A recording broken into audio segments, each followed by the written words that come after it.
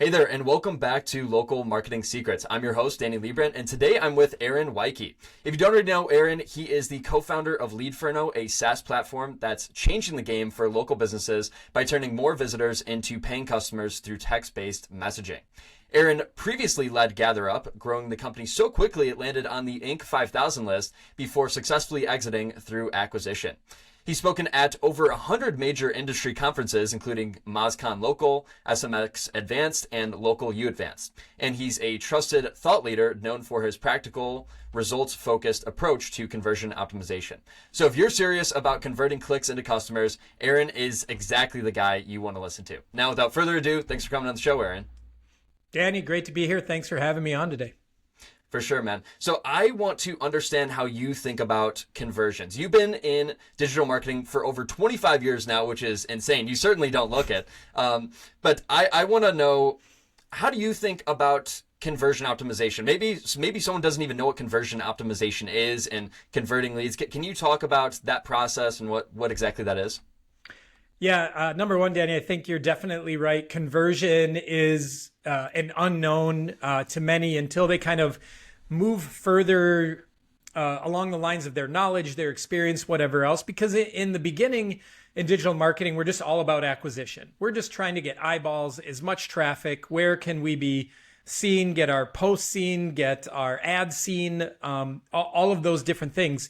And conversion for a lot of people really doesn't come up as something to look into until they're like, wow, I feel like I'm spending a good amount of money. I'm getting a good amount of traffic, but I'm still not loving, or I feel like there's more juice to squeeze out of this into the leads. So, from a really broad base, conversion is, and can be at multiple different phases in the funnel, but it's really how do you turn a visitor on your website, someone who's clicked an ad, clicked a post, clicked a link, whatever else, they've moved to your website. And then how do you turn them into a lead where instead of being just a lurker, a visitor, they raise their hand and say, hey, here's my name, here's my phone number, here's my email so you can contact me, here's what my problem is, my question is, my interest is, and let me know if you can solve it, or let's have a conversation in some way, shape, form, or another. So that's really the way to look at conversion. When I talk about different steps in the funnel, you have the conversion of, does your ad convert, right? Your ad is being seen hundreds or thousands of times. Is it actually getting clicked on to move them to the next step? Then when they get that next step, is just as I outlined, are you converting them on your website? And then once you get them into your sales process, are you converting them from being a lead to actually booked business, or whatever your next step might look like? So once you really start getting deep into conversion, then you realize like, oh, it's just not one little element of the funnel. There's multiple steps in the funnel. And then of course, within each of those, conversion rate optimization, we're looking at how do we get better at each of those in comparison to, sports. How do we have a higher batting average? How do we have a higher shooting percentage in basketball, whatever that might be? And again, just to be super basic, are we squeezing enough juice out of the orange, out of the opportunity when it's presented to us? Yeah, definitely. Yeah, it is a little confusing, and it might even feel overwhelming for some people because conversions, I mean, you could technically apply that to any lead generation platform. So that could be Yelp, Google Business Profile, House, Thumbtack. There are like a million of these different platforms. So at least maybe we'll get into that later in the show, but we'll start with the website because that's where your tool really shines. We'll get into that a little bit, but first off, just kind of generally from what you've seen, what do you think are some of the biggest mistakes in conversion optimization for someone's website that maybe, they don't have a contact form or they don't have a click to call button? Like, what are most people not doing? Yeah. So to take this, I guess, really broad based and tap into probably at the highest level of my vision in creating Leadferno is I think our world has evolved to the golden rule of business is how easy are you to work with? And this is where I think a lot of people get conversion wrong in a number of different ways. So one, it could be lack of ways to convert. So they can only call you or only fill out a form or only click your email address to reach out to you. When really at the end of the day, you should be providing any popular channel that they can reach out to you and letting them choose what's easiest for them. And that's how they're going to move forward. I also see people, they put a form up and then they want to ask 18 questions on the form. So they're super excited to like get a lot of information and intensely qualify that lead. And that can be great. The ones that get spit out the other side, you have a lot of information on, and it's a very high qualified lead. But you're leaving all kinds of others on the table that saw that 18 field form and was like, no way, I'm not taking 5 minutes to fill this out. Why do they need all this info? I just have one question that I want to ask, and that's too much. And they're not letting their sales process doing any of the work to convert them. Instead of job number one, just get them to identify themselves so that now you can have a conversation, answer questions, whatever that might be. So that's another pitfall. Then you start getting things like, really weak calls to action. When your only call to action is just a contact or a contact us on your navigation, you're really not speaking anything to like, what is our process like? How fast are you going to hear from somebody? What can you expect as a next step? Do you get a free estimate or a free consultation, right? All of these things are unknowns. And all of that just adds up to friction, right? Too many fields, that's friction. Not offering the easiest way that I want to communicate as a prospect, that's friction. Not understanding your process, that's friction. And friction is what kills conversions. That's what makes somebody say, skip it, I'll deal with it later, or they jump to the next search result, the next person in the local pack, and that person has some of those things. And they're like, well, this is a lot easier. And that's who they start talking to and working with. Yeah, definitely. No, I've noticed not just in digital marketing, but an overall trend just in the past 5-10 years or so is ease and convenience. Like when you look at a giant like Amazon has grown so big because it's so easy. And, it's like they almost, I forget the word, but basically they took that model of like, one click to purchase. They make it as easy as possible. So I think that's the same way we need to be thinking about our local businesses, right? Yeah. Well, let's face it. We've moved into a stage of things where options are abundant, right? It's very rarely, back in the day, it's like, okay, I need to get my piano moved or tuned, and there might be one person in a geographic area that's in the phone book to look at. So competition very low. Well, now I'm going to type in a web search, and I can find so many of them from all around me. So I have options. I have choices. So when you look at that, we've really evolved into a service-based economy. And who's going to provide me the best service? Or once I start to break down what's most important to me, the most trusted service, the fastest service, the cheapest service, the most valuable service, whatever any of those things can be. And it's important to embody those. And I completely agree with you. I've cited Amazon as a really easy thing for people to see and understand, because we're 99% of us, probably 99.9% of us, are consumers of Amazon. So we've experienced that ourselves in what are those benefits. Early on, they were one of the first sites to bring reviews and social proof, where they're like, okay, if we want people to buy things online when they can't see them and touch them and feel them, we need to use reviews to build that trust so that they put it into their shopping cart and go from there. And then obviously we all, you buy enough things online, you hit the fatigue of filling out bill to, ship to, all of those different things. So they're like, yeah, we'll just store this and we'll just make it, even a one click, just buy item now, and you're out the door. They realized having to add in shipping or find out shipping in the process was a pain. So they just said, great, we're going to create Prime. Most of our products are going to qualify for Prime. And so you get free shipping within just a matter of days. And now you don't have to think about shipping or the price changing once it's in the cart and you add where you're located. So all of those things, guess what Amazon did? They made it easier to work with them, and definitely part of what catapulted them into the stratosphere that they're in now. Yeah. And now no one thinks about using any other delivery service. So I think in that way, local businesses almost have to become like the Amazon of their area. You have to become like way easier to work with than everyone else. It is like by far easier to work with you. And even though the market is very competitive, like I told you, I work with pest control companies. There's tons of pest control companies opening up everywhere. It's usually very competitive. But yet most companies still aren't doing a great job, especially with something like conversions. And actually something I wanted to touch on, which is just like insane. So I've been watching tons of podcasts you've been on.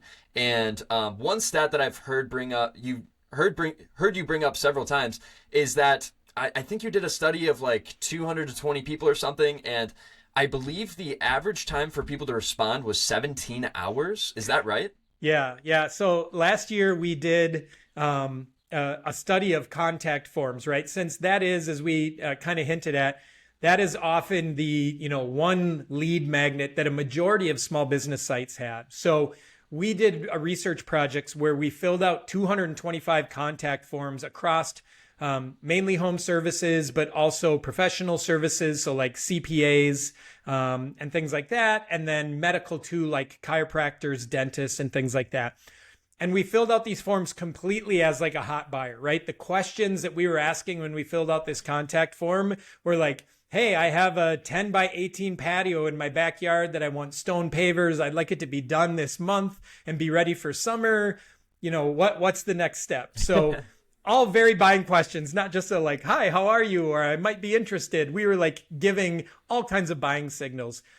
And yeah, the overall, when we tracked what went on in a number of different ways, number one was that, what everyone calls speed to lead. And the speed to lead in today's digital age felt like a tortoise because it came in at 17 hours and 49 minutes was the average across those 225. That is insane. And yeah, talk to me about why speed to lead is so important. I remember you've given some data on it, and I think maybe like after 5 minutes it drops off, or after an hour. Like, talk to me more about speed to lead. Yeah, I mean, really the basic concept is just to think of anything. Think of yourself. How do you feel when you're at the grocery store waiting in line to check out and it's 3 deep, 5 deep, whatever else? And you'll see people behind you that maybe have 2 items actually walk and put their stuff back on the shelf and leave because the waiting is too long. So apply that now to the same thing when people, they have a pressing need, they care about something, they want a solution, and they've done it enough to go type in a search, find a provider, fill out your form, do whatever else. And the longer you make them wait, a few different things happen. Based on your process, and if they got any type of confirmation that you received it and when you're going to reply, they start wondering after a little while, like, why haven't they replied to me? Did they even get it? Was the form broken? Did I put in my info wrong? Okay, so now maybe I'm going to go find another competitor and fill those out. So the more time you leave in there, the more time you leave them to wonder or to lack confidence in this process, even making it to the next step. And they start looking for someone else who might give instant or very quick gratification that we got it, we received it, here's our process, we're following up, let's go and get your problem solved. Yeah, and I think another element of that is not necessarily that you even have to reply right away, but maybe just even something like an automated email, just saying, hey, we got your form fill or whatever. Can you talk about that also? I think it was like 18% sent out that. Yeah, even lower than that, Danny. Oh, really? So when we filled out these forms, only 15% of them sent an auto reply, right? And so if you don't understand what this is, it just means when you complete the form, your system automatically fires back a templated email that says, hey, we received your submission, and any type of time frame you give them, like we're going to follow up via the information you submitted within 2 hours, within 4 hours, within the same business day, within 16 business hours. Like state something, give them some type of time frame that they can expect. So the fact that this component, which really is and should be a part of any form solution or any lead solution that you're using now, it takes you 3 to 5 minutes to set up an auto reply that's going to fire for months, years, however long you leave it up and running. So to take 5 minutes to do that and be able to set expectations, instantly connect with that lead that you connected with, it's mind-blowing that that number was so incredibly little to do that. And again, when you don't, 85% of those were just leaving it out to, did they get it? Are they too busy? Do they not care? Right? I've had all of these experiences, right? And, even to the fact where, forms are broken, right? That same study, 4% of the forms we came across were just completely broken. So we reached out to all those businesses and let them know. We did our good deed to try to clean up the internet. We're like, hey, your forms are broken. But it required those businesses hearing from a customer to do it. And we've all probably done things too where we fill out that form and then 2 days later we call the business because they didn't answer the form, right? Like that's crazy because guess what? There's another 100 prospects that weren't going to take that time or put that energy to follow up with you when you should have been following up with them. So yeah, if you take only one thing away, like go test your form. What's your auto reply? Did you let them know, hey, I got you, we got the information, and here's an expectation on when we can reply. Now we just need to, fulfill that or do better to start the experience off right for the customer. Awesome. And then what are some general rules for the contact form? Should it just be as simple as possible, or what should we have on that?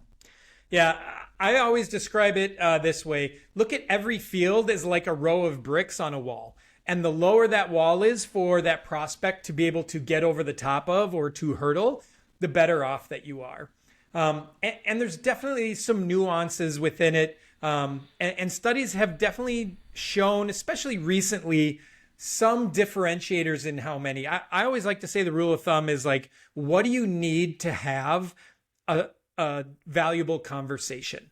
It's probably not those 18 fields that we talked about before, but you definitely want, name, main contact information, address if you're a home services business. That might give you a leg up into, where they're located, do an aerial view so you can see the size of a project if it's like roofing, things like that.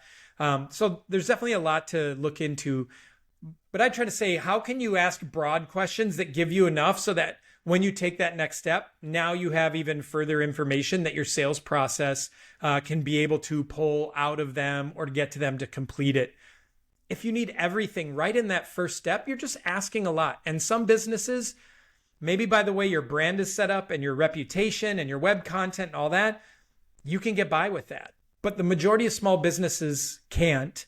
And again, I always say, look at the scenario when I look through, right? Leadferno at the core of our product is we're powering text message conversations. So I'm able to go through and see a lot of interactions across all types of businesses. I would say overwhelmingly, if I just had to make a generalization without a stat behind it, most consumers have one or two things they need to ask or clarify or gain trust on to take the next step. So when you make it more effort than asking that one or two things to complete your information, you're really missing the point. Again, you're not being easy to work with. You're making the prospect almost have to suffer a little bit. You're kind of wasting their time just for them to be like, hey, do you do A and do you do it a lot? Or do you do it in my area? Things like that. So that's what I'd usually tell people is, yeah, if it was me and you need a number, like, man, keep it under 8 questions. If I just had to throw out a number, the shorter, the better. Get what you need, and then build a great sales process to do the rest of the work. Don't rely on a static form on your website to do the work of landing all of your customers and converting them and closing them. Yeah. Do you have any recommendation for a email sequence or call sequence after that? Like, should you call them after a few days or email them every day? I've heard different opinions. I'm curious on your thoughts here. Yeah, so it definitely ranges from business to business. One thing that our study also found, right, because we tracked all the responses for 3 weeks after we filled out these leads. One thing that I saw is people only utilized one channel the majority of the time. So when they're following up with a lead, if they were going to follow up by email, 71% of the time, they were just using one channel for any type of follow-up that they did. So to me, in this day and age, and especially your form is likely capturing email and phone. If I send an email and I don't get something back, our process is email first. I'm going to send a text message hours or later that next day or early the next morning and try that channel. If that doesn't work, I'm going to call. Again, make sure on your form that you're saying, hey, we're going to contact you through these methods that you're submitting. So have your, proper policies and opt-in consent built into it. But that one blew my mind that, people were just using one channel 71% of the time, whether it be text only, email only, a call only. Overwhelmingly, we saw that with email. The other thing that we saw in it was frequency. So out of those leads, 65% just made one attempt to follow up. And we all know, like, that's just, you again, someone dropped in your lap and you made one attempt when they might be driving in the car, busy doing something else. You're contacting by email and they got 30 other emails, half of which are spam. They're trying to delete, they accidentally delete there's just so many things that can go wrong. You actually have a customer's information and you just give one shot to try to land that. Like, pretty incredible that those numbers are so staggering. 65% make just one attempt, 73% use just one communication channel. Both of those are big mistakes. Yeah. Wow, that is insane. I mean, there's always two sides to look at things, and I do still look at this optimistically and like, hey, well, if everyone's doing it bad, then this is somewhere that we can improve versus, oh, well, everyone just sucks and that's horrible. Like, well, this is something that most local businesses can really stand out with because almost no one is doing this right. Also, this just came up in my mind. Does it vary between bigger and smaller companies? Do you see that bigger companies are better at this? Oh man, not always. I don't know if size is really the key aspect, right? It's probably more, do you have people with experience that understand how critical this is? And yeah, when you're bigger, a lot of times you do have more resources to set up some of those things. Whether you're staffed effectively, you've made smart tool and software choices, you've gone through and actually created like a process, a standard operating procedure that every lead that comes in as an owner, your team, whether it's yourself or you have one salesperson or 4 or 8, that at a minimum, we're going to have 3 touches or 4 touches.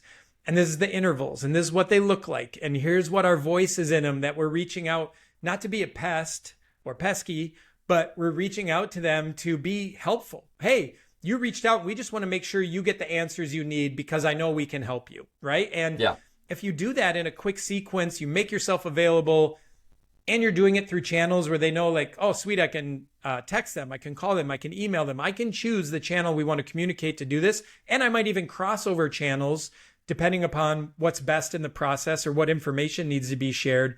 Again, you're making it easy to do business with. I'm curious, what are the trends that you've seen over the years in terms of preferred contact methods? So again, you've been in the space for a while. I'm sure you have a pretty good view on this. Did people like calling more back in the day and now it's more text messaging? Like, what is the main preferred contact method and how has that changed over the years? Yeah. So I would just point and have anybody look at how they communicate in their personal life and how much we gravitate and have moved in the last decade towards text messaging, right? We will have group texts with families, friends, interest groups, hobbies, things like that, far more than we will have the family, reply all email. That's not going on, right? Like, that's not how we're going to communicate. So we've seen that movement. What I really think kicked text messaging off more was COVID and the pandemic. And businesses needed to be, instead of people walking through their door, dealing face to face, they needed another way to communicate, and text messaging really presented that. And because of where people were gravitating. So I think it was happening anyway, but I think COVID just fast forwarded that from ordering from your favorite local restaurant just to do pickup curbside and then texting, I'm here, and then saying, okay. It brought texting as a channel into that business and so many other businesses and sales processes and things like that. We actually 2 years ago did a formal survey study of this of 2,000 consumers. And what we found overwhelmingly is like text messaging is that number one communication channel. In our survey, 37% said text was their number one communication channel. And then number 2 was phone at 30%. And then email was almost half of texting at 19.6%. So we see those shifts and we can see a number of reasons why, right? Text messaging is asynchronous. We also get an alert when we get a new message that we can handle that notification however we want. We're able to do it with a very small mental load. When we take a phone call, that's where all of our concentration has to go. So if we're in a meeting at work, we're in the bathroom, so many different areas. If we have to take a phone call, we specifically have to focus on taking that phone call. I can be doing anything else and read a text message or fire off a quick reply. Then text messaging, thankfully, most of us use it with brevity. So it gets to the point. We're not writing a bunch of fluff. We're not sharing a bunch of other random stories. We're using emojis. We're using, we're thumbs upping and hearting or thumbs downing messages. Right? We're just using all these little cues and signals to keep the messaging brief and the interaction focused on accomplishing communication for what we're looking to do. And then our text messages are much cleaner than the email address we've had for 20 years that we've used to sign up for every discount, every mailing list, what have you, where our emails are just inundated. So it's really easy for email to get buried into a spam filter or one of 80 messages that when you open your inbox in the morning are part of it and you just somehow miss it, or something else is above it that's more important that you need to reply to, and all these other things. So when we did this research 4 years ago, when we were looking at Leadferno as number one, we're about conversion. What we found is text messaging is that cleaner, clearer channel that has much more signal than noise to it than the other channels that exist out there. Definitely. It also seems like it's much more prevalent with the younger generation. That, like, I'm just thinking about how I order food versus my parents. My parents, anytime they get food, they always order. Over the phone. So they're always calling the place, like, oh, I have to wait for someone to get to the phone. Oh, they didn't pick up. Every single time I'm ordering food, I go to Uber Eats and then I order it on the app, and then I'm maybe texting the delivery person on the app. But there's rarely ever a phone call, and I kind of get annoyed if they call me. They're like, oh, is this the right address? I'm like, come on, dude. That's like, the whole point of this is that it's meant to be convenient. I don't need to talk to you, that you just deliver it to my house. So it seems like that's also much more relevant in the younger generation. So yeah, I think text messaging is definitely kind of the new meta of communication, and that ties right into your tool. So that's essentially what your tool does. Can you give people some background, maybe even like, so you were in the agency space for about 15 years. Tell me about how you then transitioned to the software space and how you started this company, Leadferno. Yeah. One point of clarification just on, so your judgment isn't wrong. Young people are more mobile first, right? Like, and messaging first, app first, things like that. But interesting enough, that same study we did, the highest differentiator and the audience that texted the most was the age categories of 35 to 54. Really? What? Yes. They texted over 44% of the time, said texting is their number one channel. And then phone calls were second at like 23%. So texting to phone calls almost 2-to-1 and almost 3-to-1 over email. So that was one, believe me, I was a little bit surprised. And it's a very common thing to say, oh, younger, early adopters, oftentimes the only way that they know, and things like that. So I always point out to people, like, don't think that, because, and that age group, that 34 to 35 to 54, like for almost all home businesses, like that's your target market right there. That's the disposable income, all of those things. So keep that in mind. All right. Interesting. Yeah. Getting to your question now. So let's look at it this way. I started off my career in digital marketing in the digital world in the late 90s to really, in the 19s, as some would call it, that were born after that. But I started off building small business websites. And as things evolved, right, in the early 2000s, search engines became more prevalent. Eventually, Google came on the scene and things like that. And so businesses were not only looking to have a presence, have a website URL, but how can I get found that people don't know I exist when they're typing in, looking for underground dog fencing, pest control, roofing, all of these different things. And so naturally I graduated into not only building websites, but how to get those websites found. And then from there, social came on the scene, Twitter, Facebook, all these different animals, and continued to compound what was going on. So I was working inside of agencies that we worked both with small businesses, the medium businesses, and really the gamut as I went along within that world, building websites, apps, search campaigns, social campaigns. One thing that I think always stuck with me that led to the idea behind Leadferno is, how do we create this website conversion in a box, right? You create this website and you needed a different solution or whatever to plug in a form. Then I needed to think about an email provider. I needed to think about all these different things, and just felt kind of really janky, where I wanted to create something like, all right, if we had this one tool solution, how can that power what's on our website, and where our leads come into one place? They're not swimming in my email that also has 80 existing customers and spam and marketing and vendors selling me and everything else.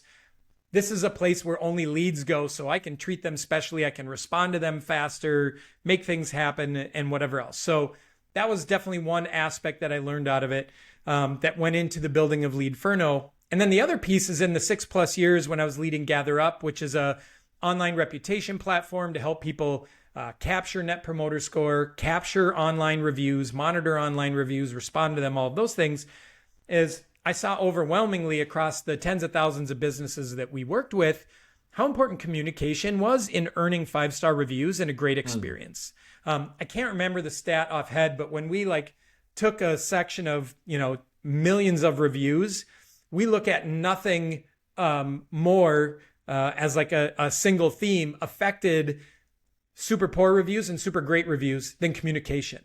Lack of communication, poor communication, not saying the right things in the communication, all those things, those were huge swingers between a 1-star review and a 5-star review.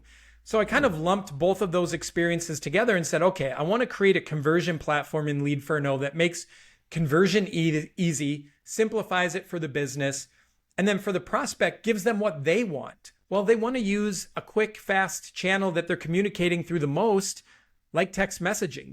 They want that as an option. And they want to know the business got their message right away, and they have a direct line of communication to them instead of wondering if they're buried in spam, right? We know if we text someone, they got that text, right? We're not wondering check your text for spam or check your other folder in text, right? We just don't have any of those things. So our confidence in text is super high. So why not let people communicate through a super confident channel? And then we looked at how do we help solve the problem, as I alluded to earlier, where it's only a contact page. So the first kind of flagship feature we created was a set of floating buttons. If anybody thinks about a live chat solution or something like that, floating buttons that are in the lower right that appear on every single page. So it's always in front of the consumer, have a question, you can text us. Need something, text us right now. And there's a number of different elements we can talk about that, but so we put that and made that part of it. So there's a call to action on every single page. Then we built our widget much different than others, where others are just like an icon. So you have to know, these 2 little chat bubbles mean there's a live chat, or here's a phone button, which maybe means call or maybe means text. Ours has different elements so you can configure it. So you're able to say text us, text me, message, contact. You also can include your reputation. So you can say 4.9 stars out of 350 reviews, or you can say our average reply time is 5 minutes or 30 minutes or 2 hours. And then you have a free form secondary button that says, if you're a boat marina, it can say questions on a boat. If you're a pest control company, unwanted pests, or get a free estimate, or $100 off first service. So you can really configure these 3 different elements that are in our buttons to build social trust and proof, give a call to action that lets them know what's in the next step or what can you get by contacting us. And can you let them know that text messaging is an option? And we do offer the other options as well. Since then, we've layered on things. We have a form builder, so you can build a contact form that goes straight into starting a text messaging conversation as well. So we'll replace that contact form on your website that our research showed is sometimes broken, lacks auto-replies, gets buried in spam, is responded to really slow. Let's make that instant with text messaging, an auto text reply they get in 1 second in the app they use the most with the notification. And have just built a ton of other tools around that to make conversion easy. And I always like to throw out, even though text messaging is what we feature and what we offer, I'm by no means telling a business everything needs to go through text. Not at all. Number one, text message can be your conversation starter. And then from there, you can say, great, I have a few more questions. This is easiest over a phone call. Can we do a phone call? Text messaging opened the door. Now you can do whatever you need to over a phone call or over email. If the customer prefers to stay in text messaging, great, then stay there. Satisfy their needs, earn their confidence, get them to like you, and land the business over text messaging. So even in our widget, when you click to open it, you have the options where the majority in the market just say, what's your name, phone number, and start that. You can place call to actions of click to call. You can request a call and say, hey, I'm a phone person, but I want you to call me. Call me in the afternoon, call me in the morning. You can link to any other forms or pages on your site, or like your Calendly link or a booking link. So we look at it, since those buttons are available on every screen, let's be able to put your top 4 conversions available within it. at the end of the day, we're going to generate you more clicks and more leads through any of those channels. And again, make it easy, let the consumer choose. But a lot of them are going to choose text messaging, and I can share some stats on studies on things we've seen with that. So make sure that you offer that. So that's a very long version of 20 years of experience, agency, building websites, reputation, reviews, what people care about, and then just our mission to how do we make conversion easy for the business and for the consumer, because that's a win-win, and that's how you land more business. Yeah, awesome. Love that. And I'll just reiterate that it's not just one kind of means of communication. It's not just to text, because like you said, even though it is mainly text, it still varies across all the different ways to communicate, of call or form fill or whatever. So we need to provide all of those options, because consumers might want to do one or the other. So love that. Something just to dive a little bit deeper into I guess like the tool itself. So for people that maybe are unfamiliar, you've probably seen maybe on an agency website or another home service website that there will be like a little chat tool in the bottom. So that's essentially what Leadferno does. But Aaron, can you explain how your tool is different from something like Podium or other competitors? Yeah, so I think there's a couple of different things that we can break down here. I'll try not to get too high on my soapbox on the first one. Yeah, no, do it. But that is like live chat versus what we do, which is, what we call like web to text. So let's take a look at those. So live chat. So the great thing about this is it can be an instant connection between a prospect or a customer and a business. What we so often see with small businesses is it's not actually that, right? You can go in and it might capture your information, and then it needs to ping somebody on the other side that is already wearing 12 hats at the business, is maybe back in shipping or loading up a truck with supplies or on the other line with a customer. And it lets you know like, oh, live agent's not available. Please wait. And you have no idea how long you're going to wait. And we've all been on live chats like that where 5-10 minutes later we quit, or the live chat solution says, oh, we don't have an agent available. Give us your email. Well, now I just went from an instant connection to maybe the shittiest business connection of email that can get buried, spam, everything else. So we just did a complete 180 on, I know I can email you. You have a contact form. You have your email address. I chose live chat because I wanted instant. You promised me something that now I can't have. It's also difficult for that business because I can tell you I've used live chat for myself. I've trained teams and had them use it. There's a pressure to live chat that can overwhelm your employees. And it's not something most of them are like, oh yeah, that's awesome. I'd love to do that. It's a certain type of personality that thrives under that pressure and feels okay with it when they're like, oh, I have to hurry up and reply and I have to say the right things and all those are. So most employees do not love live chat. So you'll maybe get one person in the company willing to do it. So now when we look at just some of those things and compare it to the web to text solution. So now instead of having to be live, you can still have instant communication, but now you're doing it asynchronously. The person starts the conversation, asks a question, and they know because they sent it by text that you did get it. And if you're using a system like Leadferno, you get an auto reply like, great, we got your question. We're going to, someone will be with you shortly. We can get into, there's things like that our system automatically does to send one auto reply during business hours, another one after hours. So if someone texts you at midnight, it'll tell them like, hey, our office opens at 8 a.m. That's when we'll reply to your text. And they're like, cool, talk to you then, to make that really easy. So now it's more manageable. And now you have your team, every single person, if you have a 10-person team, all of them text. And so if you ask them to use a text messaging app, they're like, okay, easy enough, right? And then all of your conversations are centralized in Leadferno. Basically, think of us, we're a text messaging app strictly for your business, focused on your business. So it's just like using the training part, super easy too. You don't have to worry, did I select that I'm live in the live chat right now, or am I not on live? All of these different things that can go wrong, frustrate your team in replying, frustrate the prospect and the customers.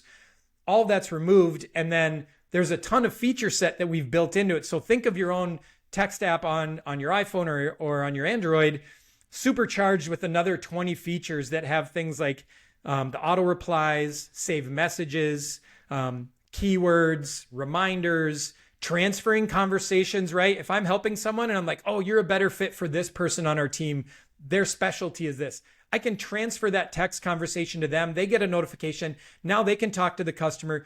Customer's getting all the messages from the same number. It's not like, oh, you got to text Cheryl for that, and then Cheryl will text you and help you, or I'll tell Cheryl to text you. Be on the lookout. It's like, no, you keep them right in the same thread. Cheryl jumps on. Hi, this is Cheryl. I'm the perfect person to help you with that. And then you go through that situation. So yeah, simple enough. It's a business texting app with a whole bunch of features to make workflows easier, reporting easier, the conversations easier for you than if you're trying to manage it just by putting your own number and asking people to text you on your website. It just won't work well. Okay, cool. And then, yeah, you already talked about automation a little bit, but I want to dive more into automation and also potentially AI chatbots. So where do those come into play? Like, can you potentially just automate your whole sequence? And should you, maybe if it's, a situation that is a little bit more complex, then should you use AI to talk back and forth? Where do you stand on that? Yeah. Oh man, Danny, it's like you've been part of our conversations for 6 months inside Leadferno that are continuing to go on. I can tell you as we're recording this, where our stance has been so far is we are very pro automation, but not full automation, right? And there's a few different things behind that. Number one, at the end of the day, there's still a little bit of a gap between expectations on what a bot, what an AI agent, what those things can deliver, especially in a sales process, right? Some of the things missing from AI are empathy, motivation, very good at step A to step B to step C to step D when you lay out processes, very good if you pump them full of information to answer questions. But that's a lot different than a salesperson who's getting paid on commission, wanting to get that deal closed, or someone who, is able to have empathy and understand person's in a hard spot and they really want to get it scheduled sooner than later. And that's a deal breaker within that process. So we have a number of things, again, from those auto replies.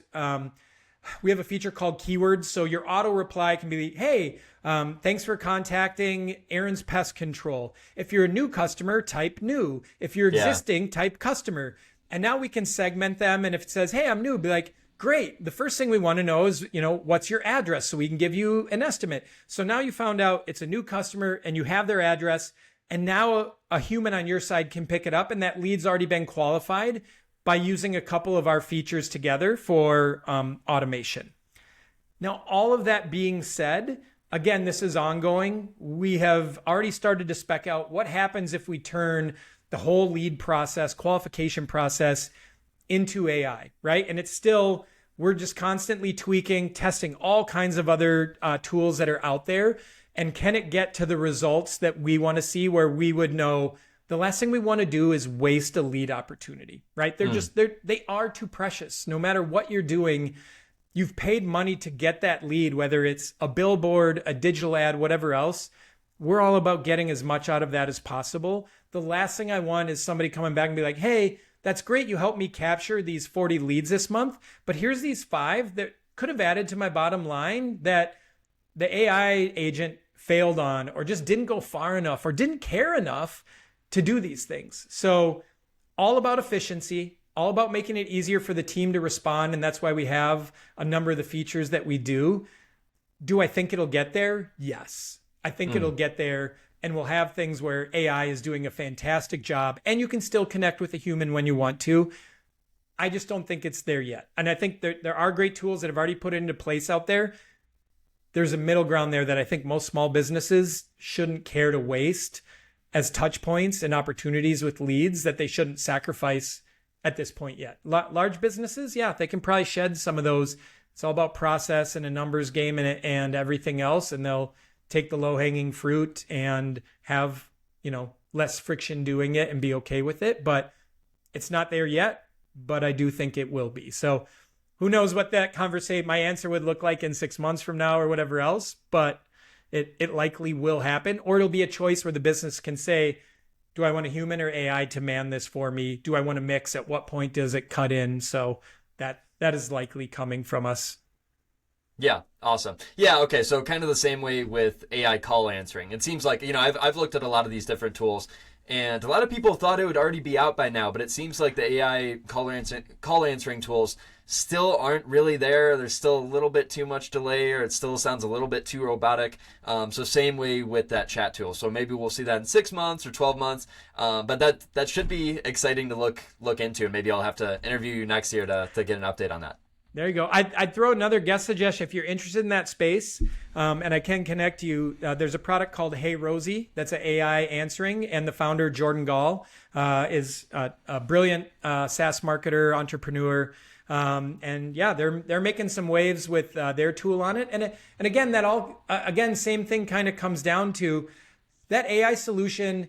If you're a business that's missing phone calls, things are going to voicemail, you're doing projects yourself, so you can't take those calls, then that is likely a very big step up, that now you can actually get someone answering, asking a few questions, qualifying, setting a next step, things like that, instead of a voicemail that's just so difficult. So again, some of these things depend upon your situation and where you're at and what you're trying to solve for.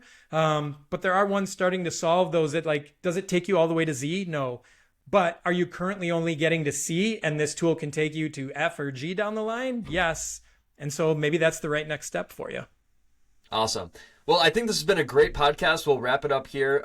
Aaron, where can people find out about you, your services, and everything you do? Yeah, easiest way to connect into things, go to leadferno.com. People always want to say Lead Inferno. No, we're cute with marketing. You sometimes add letters, sometimes remove. The IN's gone. So it's leadferno.com. A lot of what we've talked about today, if you go to our blog, you will see research, you'll see highlights on our features, so many different things where you can learn about the solution. I'm pretty social, easily accessible on LinkedIn. I don't post as much on Twitter anymore, but you can still connect with me there, and feel free to ask any questions there. We have a recorded demo that's always available on our site. Otherwise, you can connect a personal request a one-to-one demo as well. Love answering questions, teaching people more about the solution, and see even if it's a good fit for them. Awesome, cool. So all of those links will be in the description. And anything else you'd like to plug or mention, Aaron? I would just say, Danny, I always appreciate when people have me on podcasts.